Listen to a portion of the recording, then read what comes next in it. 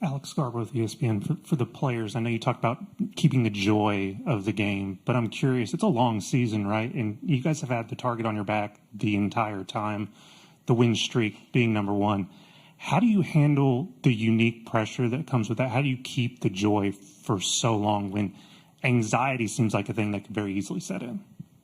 Well, the only way that you can have a joy that doesn't fade away is from the Lord. And any other type of joy is actually happiness that comes from circumstances and outcomes. I think Coach has said this before, but joy from the Lord is really the only thing that can keep you motivated, just in a good mindset, no matter the outcomes. Thankfully, we've had a lot of success this year, but if it was the other way around, joy from the Lord is the only thing that can keep you embracing those memories, moments, friendships, and all of that. So that's really the only answer to that, because there's no other way that softball can bring you that, because of how much failure comes in it and just how much of a roller coaster the game can be.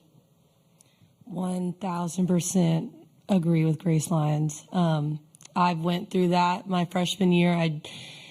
I was so happy to win the college. I've talked about this before, but I was just so happy that we won the College World Series, but I didn't feel joy.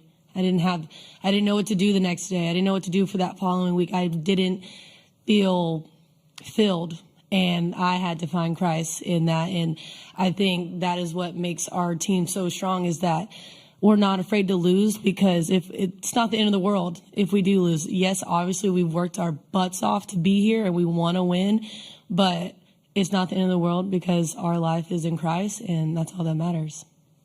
Yeah, I think a huge thing that we've really just latched onto is eyes up. And you guys see us doing this and pointing up, but we're really like fixing our eyes on Christ. And that's something where, like they were saying, you can't find a fulfillment in an outcome, whether it's good or bad. And I think that's why we're so steady in what we do, and our love for each other and our love for the game, because we know this game is giving us the opportunity to glorify God. Mm-hmm. And I just think once we figured that out and that was our purpose and everyone was all in with that, it's really changed so much for us. And I mean, I know myself, I've seen so much of a growth in myself with once I turned to Jesus and I realized how he had changed my outlook on life, not just softball, but understanding how much I have to live for, and that's living to exemplify the kingdom. And I think that brings so much freedom.